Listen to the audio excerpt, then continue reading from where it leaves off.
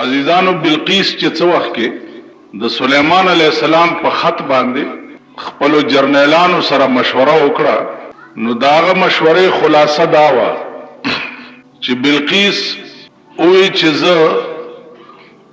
جنگ په هیڅ قیمت سلیمان علیه السلام سره کول نه غواړم، تحفه او ډالۍ به ورولېږم، کده بادشاہ وي نو تحفه به قبوله کی او نور به غلی کینی، او کده پیغمبر وي نو بغیر د اسلام نه به په بل شي باندې ناراضي کی. چنانچه تحفه او ډالۍ ورولېږله. هغه بیان مې 13 جمعه ستاسو په مخ کې کړی چې سلیمان علیه السلام ورته فرمایل چې دا خبرې د تحفې او د ډالو نه دي. بلقیس تیاری وکړه چې زه په خپله ورځم. سلیمان علیه السلام ته اطلاع وشوه چې بلقیس په خپله راځي، نو سلیمان علیه السلام د هغې د استقبال تیاری وکړه او تیاری داسې وکړو چې تمام پیریان او دیوان یې راوغوښته او ورته ووایي چې ما ته د هدهد مارغه ویلي دي چې د بلقیس ولها عرش عظیم، داغه یو دومره عجیب او غریب تخت دی چې سړی ورته حیران شي. پیریانو ته وایي چې بلقیس خو را روانه ده، خو په دې مې پوه کوي چې د هغې نه مخکې به د هغې دا تخت دلته څنګه را رسېدلی، چې هغه د وطن نه راوځي او ما طرف ته راځي او د هغې نه مخکې د هغې تخت را رسېدلی. پیریانو ورته ووایي چې صاحب دا خو ډېر اسانه خبره ده، راوبرسي. سلیمان علیه السلام ورته وفرمایل چې څومره وخت کې به راورسي. عفریت د یو پیری نامه و عفریت، هغه ورته ووایي چې د سترګو په رپ کې څومره وخت چې د سترګو په رپا لګي دومره وخت کې به د هغې دا تخت دلته پروت. عزیزانو چې را روانه شوه نو د سترګو په رپ کې د هغې نه مخکې د هغې تخت راورسېدو او د سلیمان علیه السلام تخت سره کېږي. بلقیس را روانه ده او د استقبال تیاری دي صاحبه، پیریان دی او دیوان دی او مارغان دی او عجیبات. دغه مارغه سلیمان علیه السلام ته دام ویلی چې د بلقیس په خپو ویښته دي.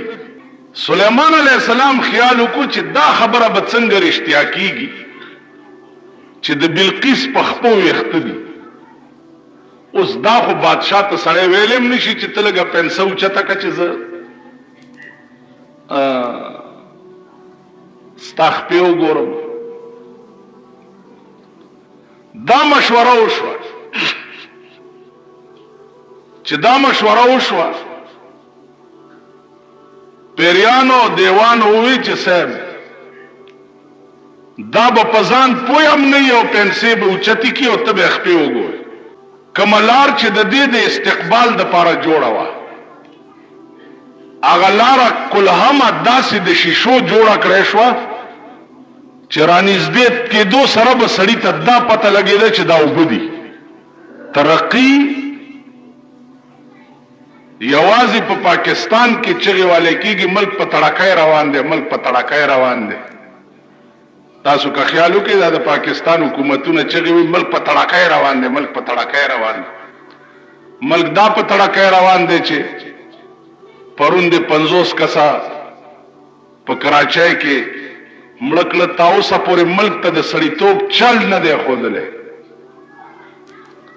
تا ملک کې د اخوت او په یو بل د قربانېدو اسباب نه دي جوړ کړي. پرون مهاجر او پښتانه په کراچۍ کې ولې مړه شو؟ پریټ همغه سړی غلط کوي چې ډریل انسټرکټر یې غلط دی. ډریل انسټرکټر چې چل ولا د پریټ نه ورځي نو هغه نرنګوټان چرې ټرین کېدی نشي. د پاکستان هر حکومت چې راغلی دی ډریل انسټرکټران یې غلط دي. هله په خپله د پریټ چل نه ورځي نو بل به د پریټ چل څه وکړي؟ دا چل خو جناب رسول الله صلی الله علیه وسلم اهل مکه چې لاړ مدینه منوره ته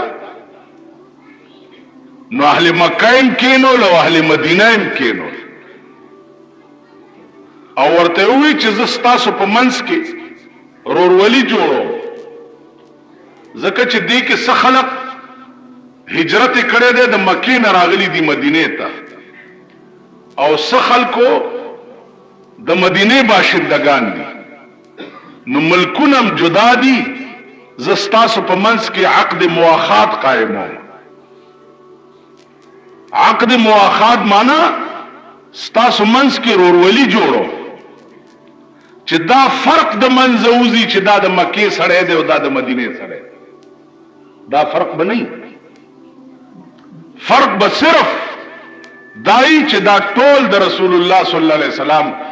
روحانی اولاد دي دا ټول مسلمانان دي دي کې د مکی او مدنی فرق نشته عقد مواخات یو سره پکې را پاسې د مدینه باشنده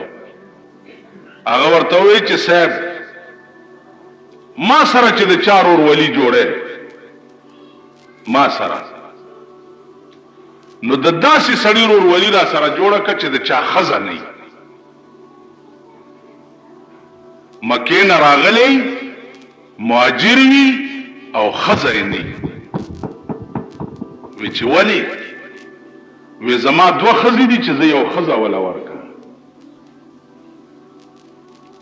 رورولي یوازې دې ته نه وی چې په خوله زه وایم چې دا زما رور دی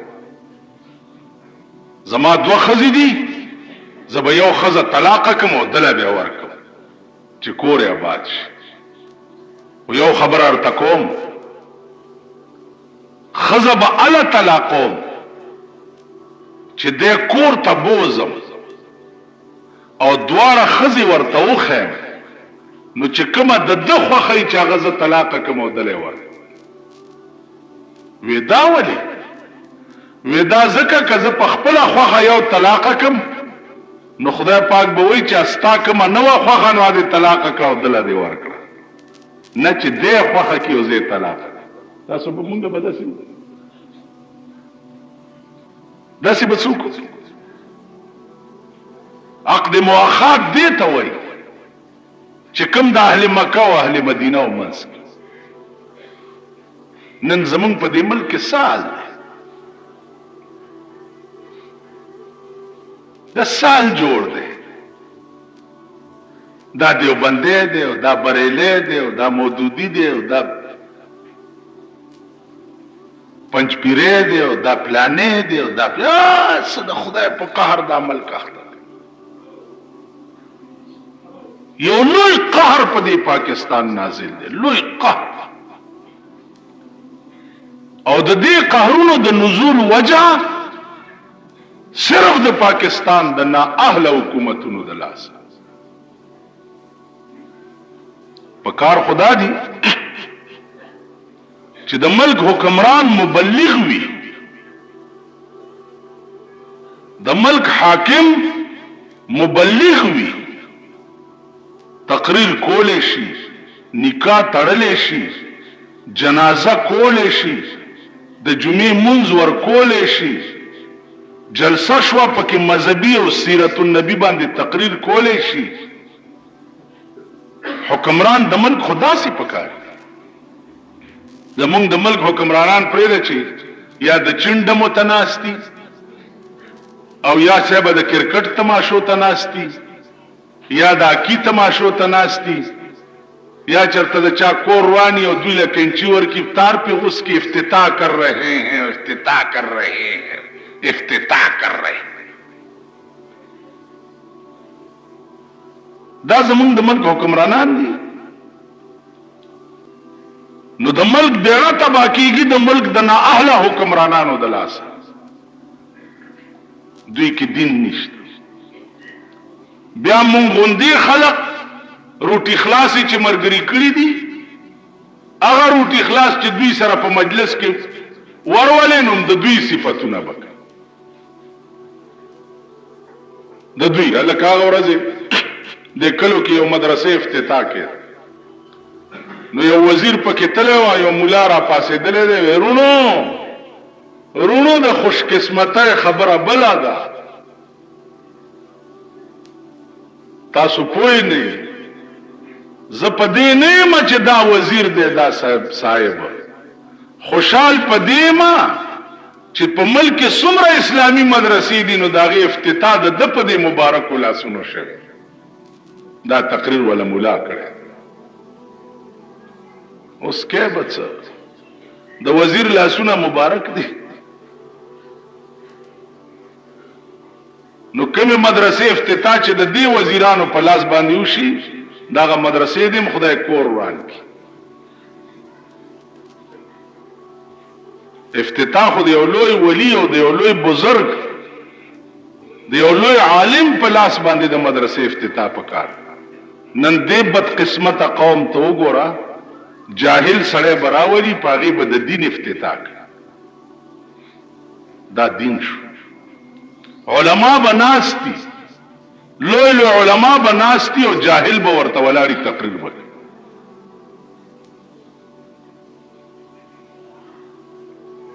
زه خو چې ورځ تېرېږي په خدای باور وکړه بلکل هم دماغ ناامیده کېږي. د ملک نه مایوس شو بلکل دماغ چې آینده دا تصور هم کېدی شي چې دا قوم به هم ټیک کېږي یا دا خلق به هغې لارې ته راځي چې کومه لاره سردار کونین صلی الله علیه وسلم جوړه کړې ده. دا خلق به هغه لارې ته راځي او ډېر زیات کار زمونږ د لاسه خراب لوی خرابي چې ده زمونږ د لاسه. زه خو چې څوک د نالت ټکې وایي زه وایم اول په ما کار مونږ نه خراب. نالت اول په ما دین شرمی اول مونږ گئی قوم شرمی اول مونږ گئی اسلام شرمی اول مونږ گئی. ہر شے یو دوکه شوه بادشاہی دوک او یا الہی یہ تیرے سادہ دل بندے کدھر جائے کہ سلطانی بھی عیاری ہے اور درویشی بھی عیاری ہے. بادشاہان پہ ہم بادشاہ کے غداران بھی درویشان پہ درویشہ کے غداران. اس د تبلیغی جماعت خلق خلاف ولی دی ځکه چې د دې خلقو دکاندارۍ په خرابي. دا خلق دعاګانې په پیسو کوي جنازې په پیسو کوي تبلیغ والا دواګانې مفت کوي تبلیغ هم مفت کوي د پیغمبر حدیث هم مفت بیان. په بسترم خپل اسمبلی روټایم خپل خوري لوخیم په خپل وینځي بسترای په خپل وګ کړي پیدا روان می دوی مفت د خدای دین خلقو ته خي نو د دې خلقو دکانداری په خرابي. تاسو خیال راغی او تبلیغی جماعت والا ولې خراب دي. اوس راته چاوي پیران راوتی دي په دې کلو ګرځي چیرونو خیال کوي او دا تبلیغ والا چې دی خلق خرابوي. که تبلیغ والا خرابي نو په مخ د ځمکه خسوک شتا وای په ایمان په مخ د ځمکه خڅوک دي. په کوټانۍ کې ناست خلق خدي چې بار لګیا دي د خلقو خزونه ټیکسي لارۍ جوړې شوې لونو نه ټیکسي لارۍ جوړې شوې او ته په کوټانۍ ناست دعا وکړو قبل ورځ می جمرود کې وی چې داونه مې نه وباسي لوټ ولا لاس کې ورګه داونه مې نه وباسي لوټ جیب کې واچو الله دې کامیاب غل تروانی داونه مې نه وباسي زنا په رواني داونه مې نه وباسي. خدای ته وګورئ دا ټول ظلم چې دی زما عزیزانو دا د حکومت ټیک حکومت راغی. ته وګوره چې بیا سپېږمې څوک راکږي یو نه دی دا سپېږمې غوڅې کړې او بیا کړک چاو کو نو ما نه دا ګیره کلک اوس ازادي ده صاحب داری بی دینه ازادي ده داری بی قادیانه وی ازادي ده شیعه ازادي ده بهاوله ازادي ده چکړاله ازادي ده که اوس ځان ته आवाज وکړي چې زه خدای یم ستا د ملک په قانون کې هغې دپاره هېڅ دفعه نشته زه پیغمبر یم ستا د ملک قانون کې هغې دپاره هېڅ دفعه نشته د ضیاءالحق جامې خیرنې دي دې دپاره مرګ کې 2 لکه دفعې دي د صدر توهین دې وکړو 116 MPO کې او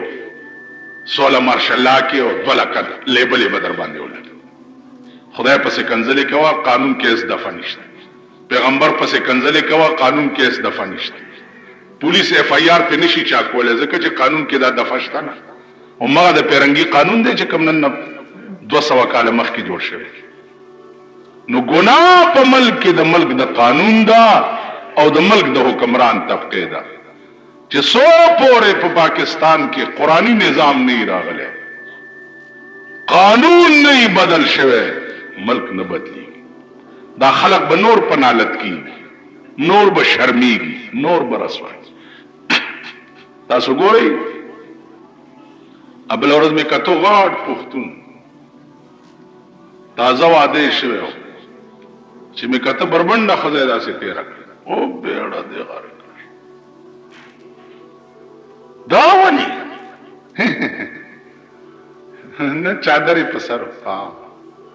ما نه چادر نه پرتوک ته وباسا غاټ اوس موږ څه وکړو موږ ویا یو خلک بیړیم غر کښو مزغو باندې صاحب ما دا اوس تاسو مخ کې زه په تکلف لګیا ما س دماغي بوج دی را باندې ډاکټر راته ویل یو میاش به تقریر نه کوي او مجبورې ما مولا نو ټول ریون ته تللی چې زما په ځای مونځ کړی مجبورې ما زه څه چلو او ځکه تقریر کې مې ساوت لا بخوندو کی او نکل جائے دم تیرے قدموں کے نیچے نکل جائے دم تیرے قدموں کے نیچے یہی دل کی حسرت یہی آرزو ہے کاش عاشق وای چې زما سا ستا د خپل لاندې اوسي زما روح ستا د خپل لاندې قبض شي دغه مې دړه حسرت لکه مولانا ایرون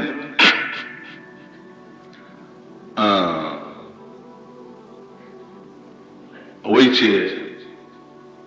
شب رحلت عظیم بستر شب رحلت عظیم بستر روم تا قصر حور العین اگر در وقت جان دادن تو باشی شمع بالینم و زما د روح د قبض کولو په ټیم کې که زما سر پورې تډي وباله شي نو ستا په رڼا کې به زما روح نیغ جنت ته لاړ شي تاسو خیال راغی نو الله دې وکړي چې زموږ ساوم د الله د دین بیانولو ټیم کې وځي دا لوی سعادت دا د خدای پاک هر چاته نصیب کړي نو زما عزیزانو عرض داو چې خلق مغو چې کوم موږ نه مخکې تیر شوي اوس بلقیس را روانه ده او ځمکه داسې هیئت باندې جوړه ده چې اوبه ښکاري دا چې رانږدې شو نو پنسې داسې اوچتې کړي چې اوچتې کړي نو هغه د هدهد هغه خبره هم رښتیا شوه چې د دې په خپو ویښته دي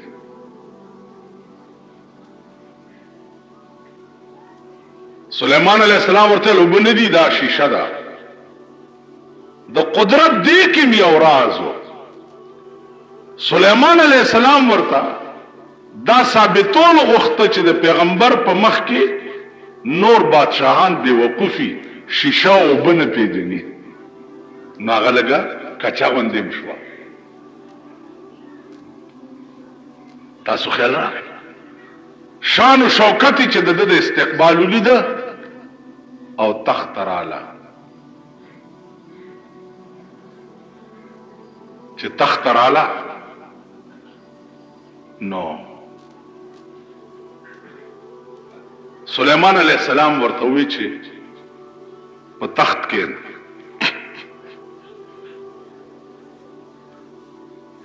دیوی چې زه معذرت غواړم. هغه ورته وی چې دا هغه ستا تخت دی، ځکه چې تخت خو دې نه مخکې را رسېدلی. نو دا ورته وی چې کأنه هو دې ټکي ته اوس لږ سوچ. بادشاہ دی، سر دے او دماغ دے، تخت ستا دا دے. نو دا بلقیس ورته وی چې کأنه هو گویا هغه تخت داسې وو. دا نه وی چې دا دی، ځکه چې بلقیس دا پوهه وه چې کیدای شي چې دا بل تخت او زه ویم چې دا دی، نو زم بادشاه یم، د ده په مخ کې به زما بې عزتي وشي. نو ورته وی چې کأنه هو گویا هغه تخت هم دا و، داسې و. سلیمان علیہ السلام ورته وفرمایل چې دا مغه تخت چې کوم ستا جای قرار و،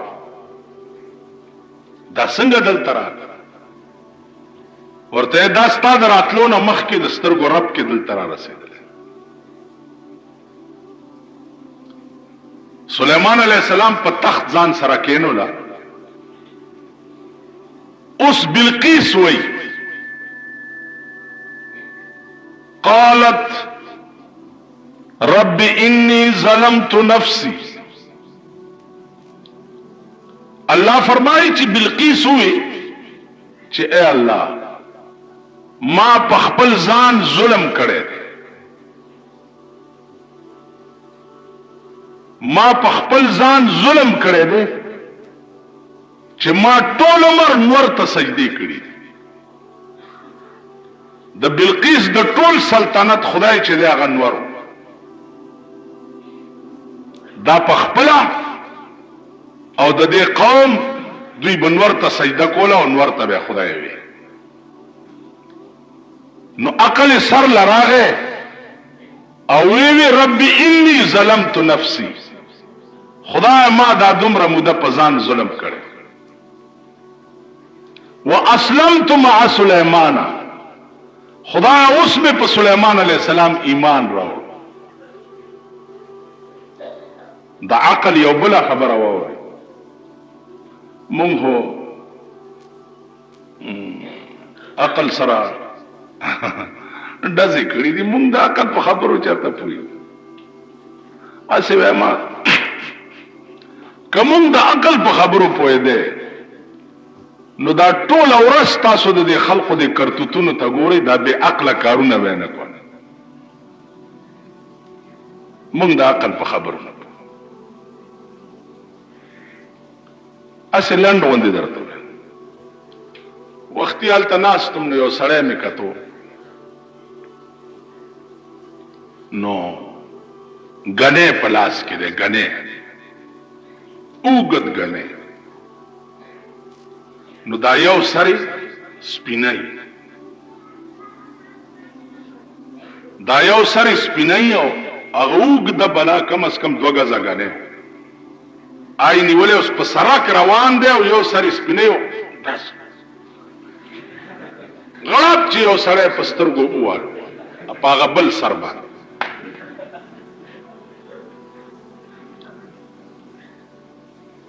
نو هغه غریب څه ونه وی، لکه لږ سوچ کوه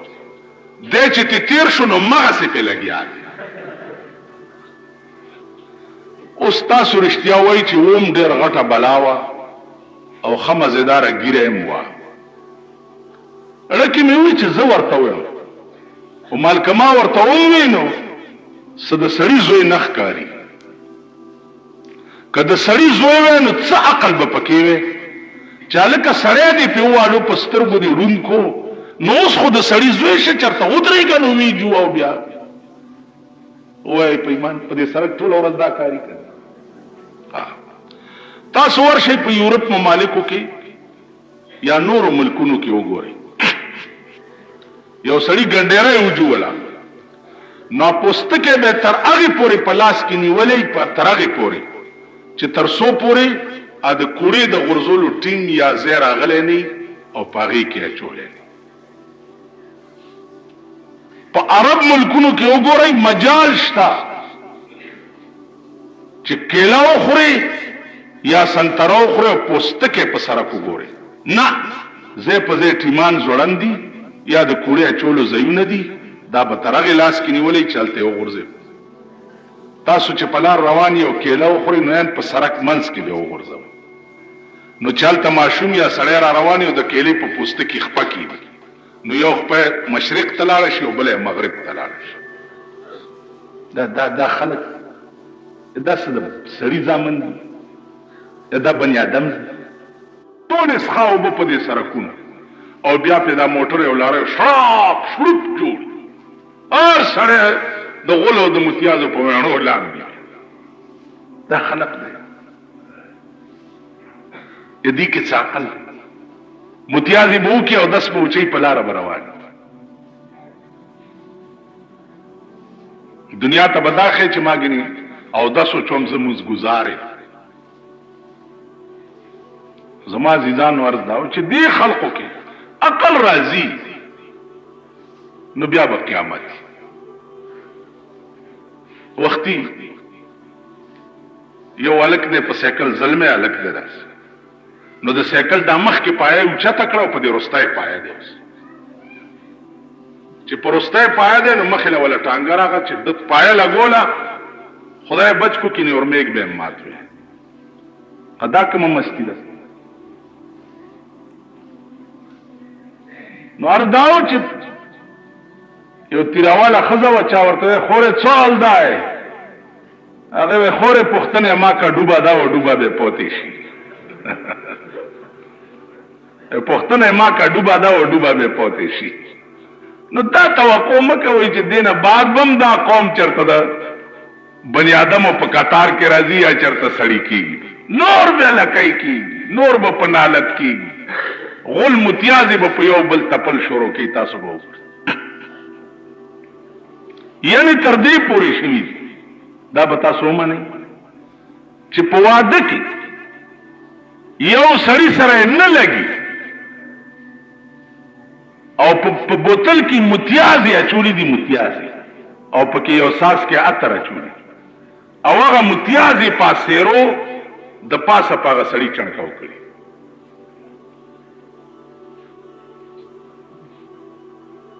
ولې وایي ما دا قسم خوړلی چې د ده واده متیازې به پرې اچوم دا بني آدم اسلام عزیزانو مونږ نه داسې څیزونه جوړ دي که تاسو خیال وکئ په دې موټرونو کې د خانانو نوابانو څه د پلاستیک مارغه یا کوتره یا سپی داسې جوړ کړي نو موټر کې وروسته یې داسې کېنولی او دې شیشې ته یې مخ کړی وله نو موټر چې خوځي او روان وي نو د هغه اثر داسې خوځي مونږ هغه څیز نه سره م خوځي نور پته نه لګي چې چا څه ووی یا ما څه واورېده یا ما ته څه کول پکار دي یا زه سله پیدا یم یا زه به څه کوم دا څیزونه نشته نو بلقیس عقل ته اوس ګوره پاکستان ښځو کې به داسې عقل راشي بلقیس وی قالت رب انی ظلمت نفسی اے الله ما دا دومره موده چې د غیر الله عبادت کړو په ځان مې ظلم کړو واسلمت مع سليمان اوس مې په سليمان عليه السلام ایمان راوړو خو ولې لله رب العالمین لله رب العالمین خدای د سليمان د یری مې اسلام نه راوړ او نه د سليمان د بادشاہ د یری مسلمانه شوی حقیقت را ته معلوم نو چې اوس را ته معلوم شو نو خدای تا د پاره مې ایمان قبول کړ تا د پاره د یری نه عزیزانو دغه بلقیس وا علما لیکي چې آخر الامر سلیمان علیہ السلام سره نکاح وشو. خبره مې دې پورې درته کوله چې د اسلامي دنیا بادشاهانو دعوت بل ملک لبا اول صحیح انه من سلیمان بسم الله الرحمن الرحیم الله تعالی علی واتونی مسلمین، راشا او مسلمان شا. نو زما عزیزان الله دې دا خلق زمونږ د ملک سربراهان کی کم خلق چې په دې ملک کې اسلامی نظام راوستل نه غواړي او پلاره کې آر دی ورته خدای دې نیست و نابود کی آسمانی آفت ته پراش خلق ډیر نه دی پکار. اوس کتا سو خیالو کې دا مخلوق ډیر ګڼ شوی خو ټول بیکار. مونږ لا د خور کاری نه دی پکار، سیر پکار. اسه ډیر خلق دی چې د کمال خلق پکې نه څه پی نو کمال خلق پکار دی او د ملک سربراه صحیح مسلمان پکار، دروغجن نه دی پکار، اسلام دشمن نه دی پکار، صحیح مسلمان پکار دی چې اعلان وشي د شپې چې سبا نه به د ملک فیصله په قران کې تو وګوره چې دا ملک څنګه کی دی خدای په خبر ګوړاند کزاریان خو په دې نتیجه رسیدل چې دې ملک اسلام راوستل امریکا نه غواړي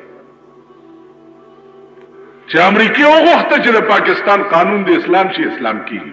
نو زه وایم چې امریکا نه غواړي نو بیا تاسو د الله سکاله دروغ ولې وویل چې دا را روان دی او راضي به او که خیرې په د خدای دروغ هم ولې د دې دروغ به تاسو خدای ته جواب نه ورکړئ.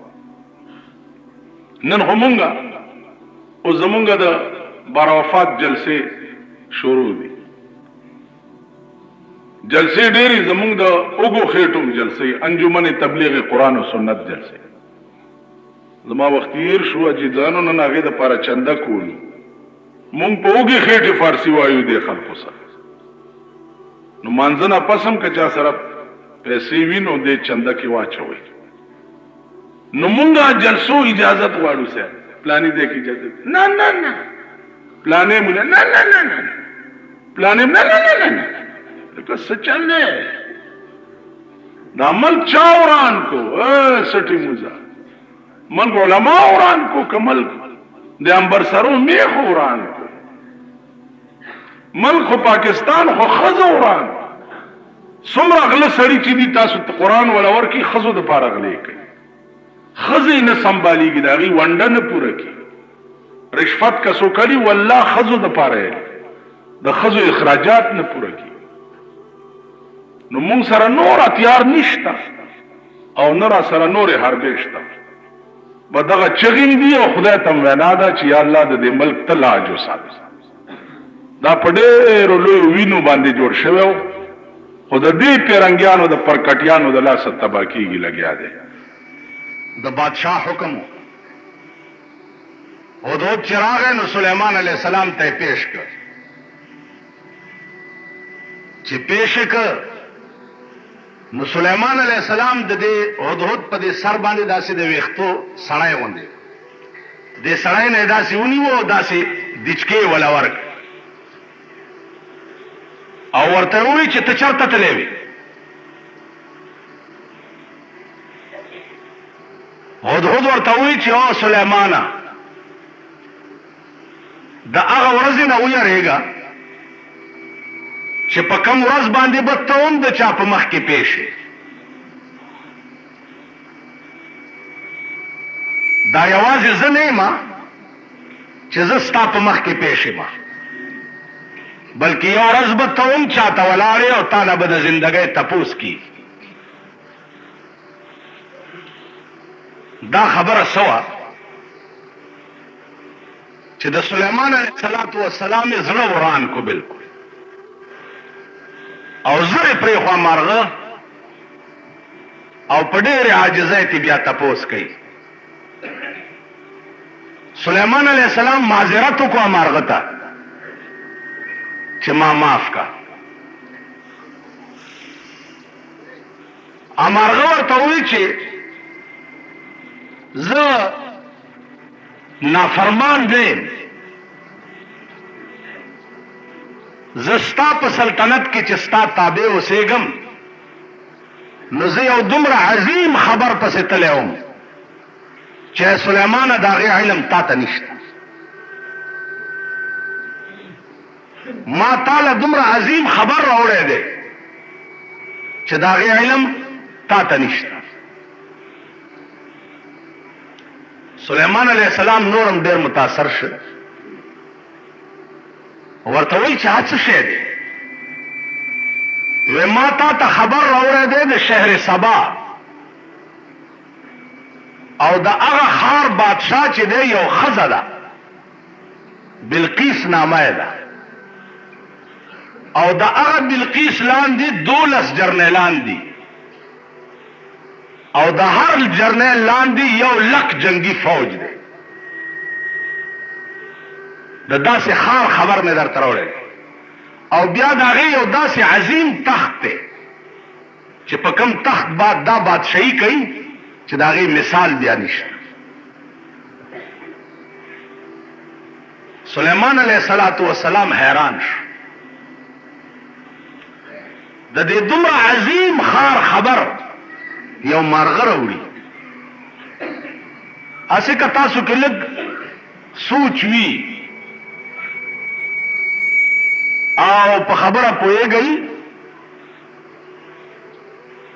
اندازو کوي چې کوم بادشاه الله والی هغه ته د بار ملکونو سره د روابطو ایس ضرورت نه د محکمو جوړولو یا د خرچونو کولو. د هغې خبر چې دی هغه مارغان کوي. پاکستان غوندې ملک نه چې یو جاس پریوتی دی ته اوسه پته نه لګي چې دا ولې پریوتی. په دې اخبارونو کې تاسو ګورئ، کله وی واده ډزې کېدې لاندې نه لګېدلی دی، کله وی صاحبه ټول واده والا یې ونیوه، کله وی چې اوس نن بیان دی چې د هندوستان نه تخریبکار راغلی دي او په هغې کې جنکۍ دي، نو دا جاز پریوتو د هغې سازش کېدی شي. یعنې داسې خیله پرتوک دي چې هغه خپل دغه نه شي معلومولی چې دا جاز ولې وغورځېدو، په خبره نه پوهېږي. دا زه چې کله کله وایم مونږ پورې د خر سرونه تړلي دي، قسم په خدای که دا زه دروغ وایم، ځکه چې د خر سر چې دی هغه هم د ښه او د بد تمیز نه شي کولی او نه په خبره پوهېږي، او مونږ هم دغسې. دا دروغ نه دي. خلق تباه شو، دنیا ورانه شوه، قصهخانه کې د خلکو کورونه وران شو، بم خلاص شو، کله وی پلانې تخریب کارو، کله وی پلانې تخریب کارو، کله وی پلانې تخریب. د دې منشا سوچ کول پکار دي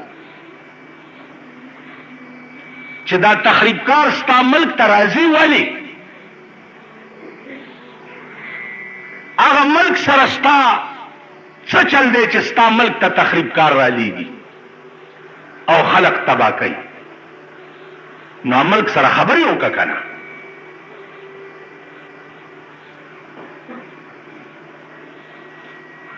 خارجه پالیسي ستا څه ده؟ خبرې ورسره وکړه که نه.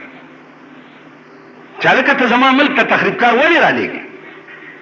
پردي کورونه پې ولې ورانې یا پردي بچي پې ولې کباب کې؟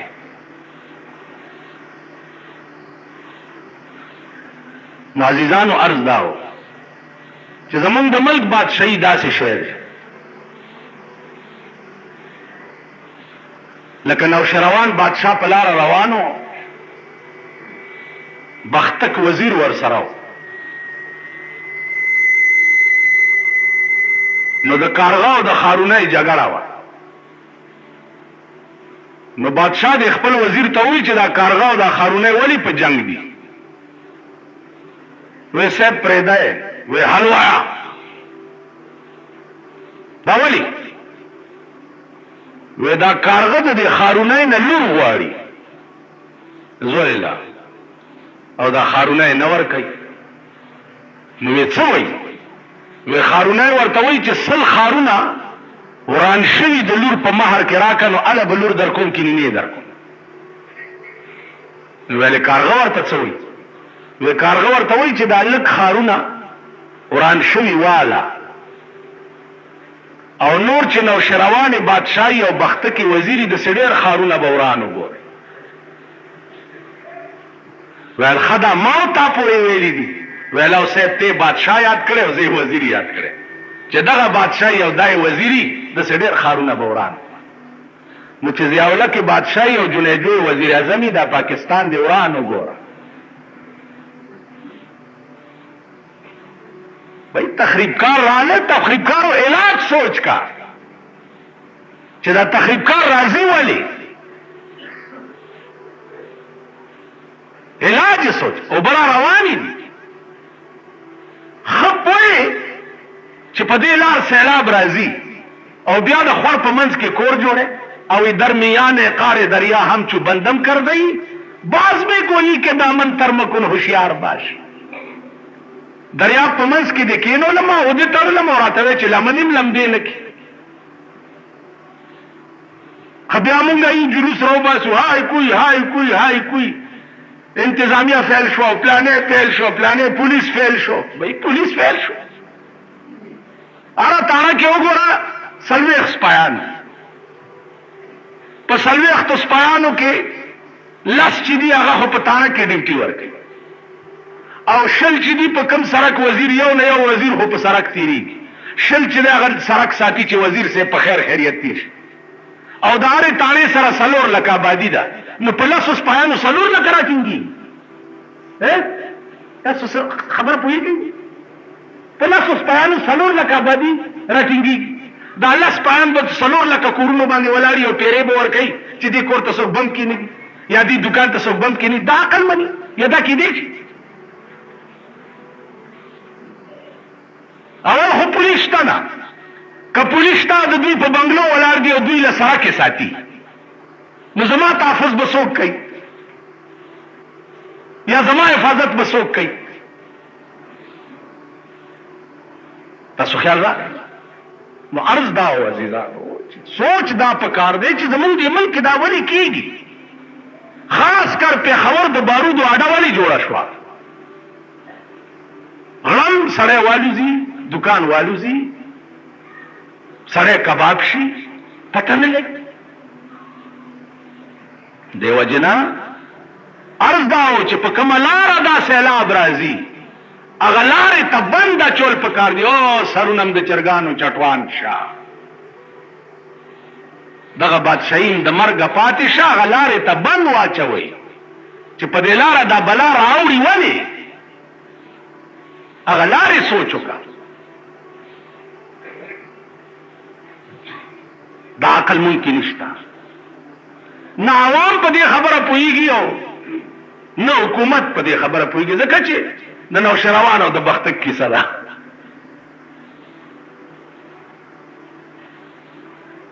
خپه نه شئ جمعې په ورځ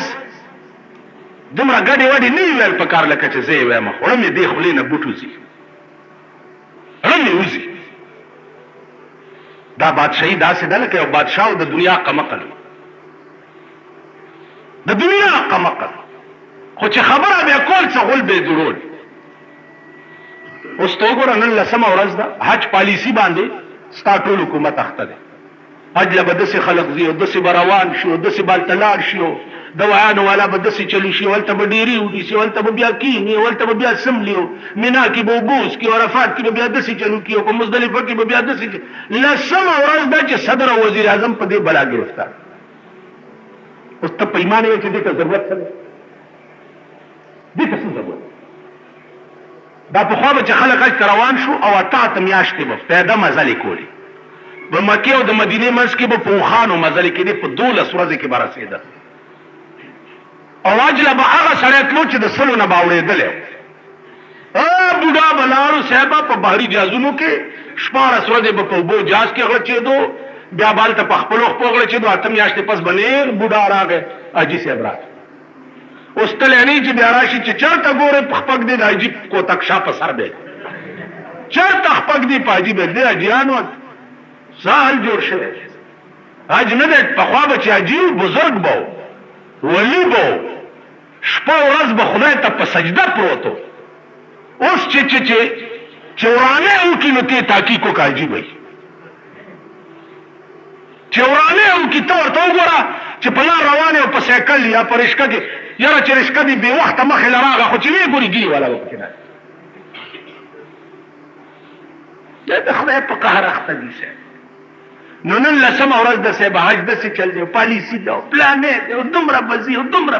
ورته دا د کوڅه ډبې زامن ناست دي صاحب ډب ډب ډب ډب ډب لاسونه به ورته واه واه واه ډېره ښه خبره یې داسې عقل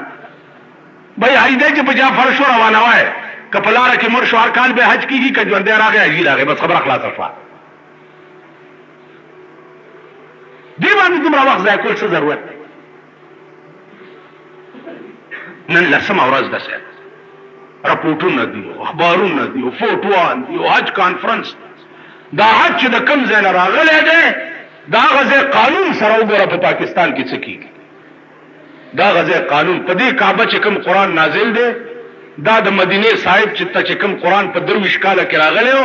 هغه قرآن سره په پاکستان کې څه کېږي هغه دین سره څه کېږي هغه مذهب سره څه کېږي او صاحب دې ځای نه لاړو مدینې زمونږ د په دې مخ نالتي چې مونږ په دې مخ مدینه کې رسول الله ته ودرېږو والصلاة والسلام علیک یا رسول الله ورته وایو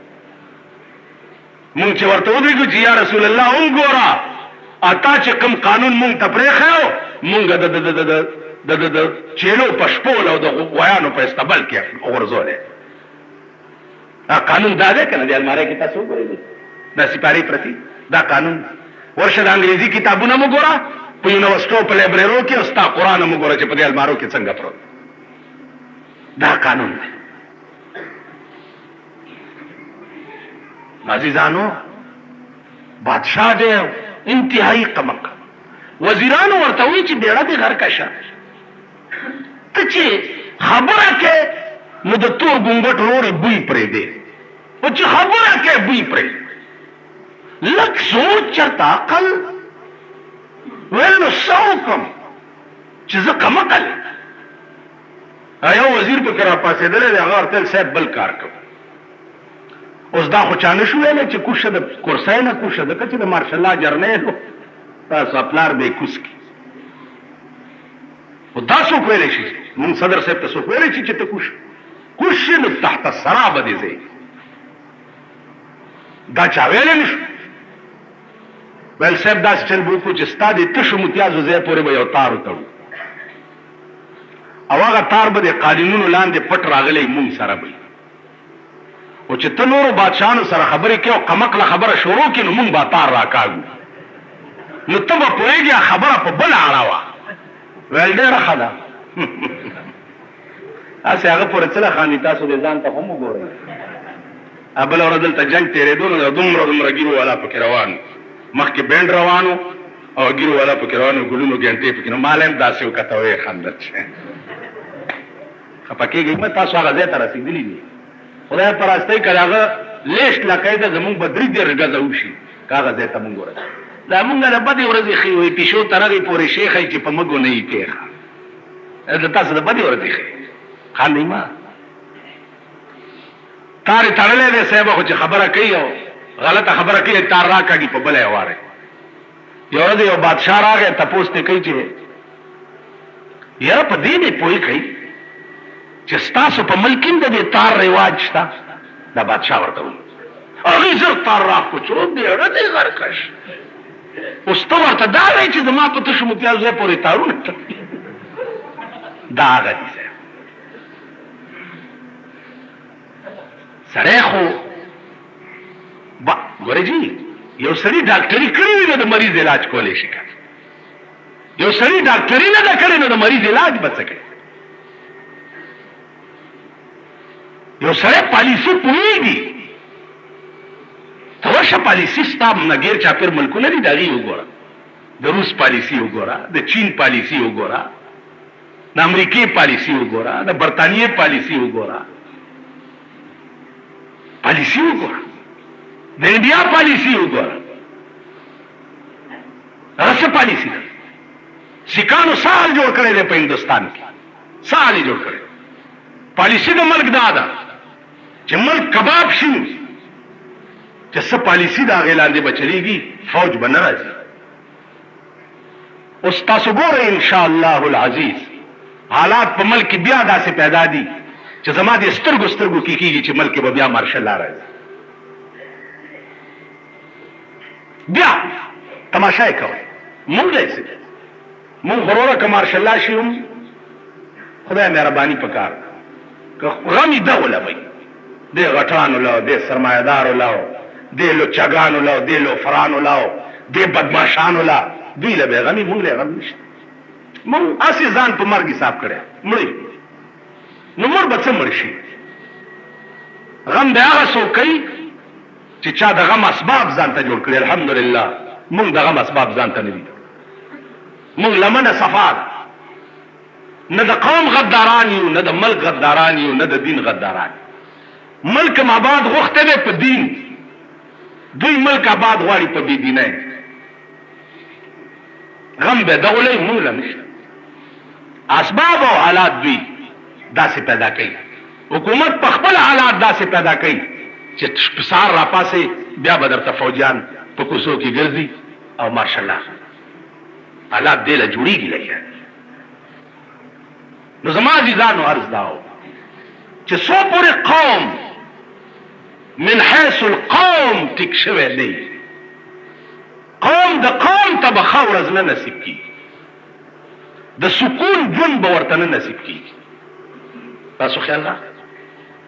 اوس سلیمان غوندې به مونږ چېرته پیدا.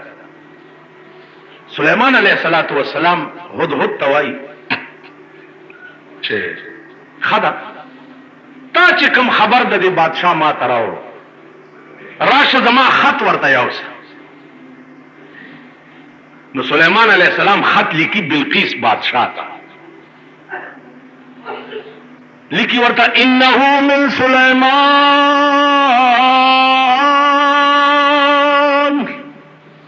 انه من سلیمان یعنی از طرف سلیمان. بسم الله الرحمن الرحیم، شروع کوم په نامه د خدای چې بخونکی او مهربان دی. الله تعالی علی واتونی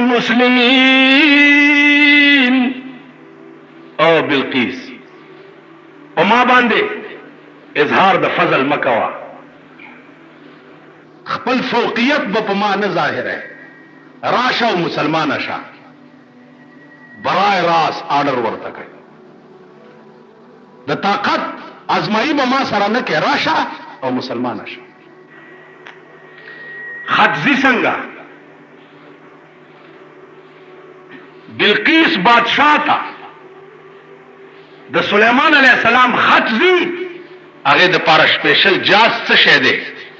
د هدهد مارغه مرۍ ده. هغه خط یې دته په مرۍ کې واچولو او رسخت یې هدهد په هوا لاړو، هر څومره لرې مزل چې و او بلقیس ته خط چې یوړو په لاره خو تلی نه شي، مارغه دی نو پاس نه پرې راغی، روشندان کې ورننوتو، دا په تخت قده وه او هغه خط یې وله په سینه کې چې په سینه یې کېښو، بیا بیا ورته په دې روشندان کې ناست دی چې دا راویښه شوه چې په سینه ګوري، خط دی چې پړاوی کو، حیرانه شو چې دا زما محل دی، بار پیرې ولاړې دي، څوک راتلی هم نشي، دا خط راوړو چا. او چې په روشندان کې وکتو دا مارغه دم ورته وکته، بدیت یې والوتو، پوه شوه چې دا دې مارغه راوړی. تر هغې ورته ناست و چې تر څو یې دې خط پړاو کړی نه. نو که بادشاه وي تش، خو په تحفو او ډالۍ به چپ پاتې شي، او که پیغمبري نو په تحفو او ډالۍ به چپ نه پاتې کېږي، بغیر د دې نه به نه راضي کېږي چې تر څو یې زه مسلمان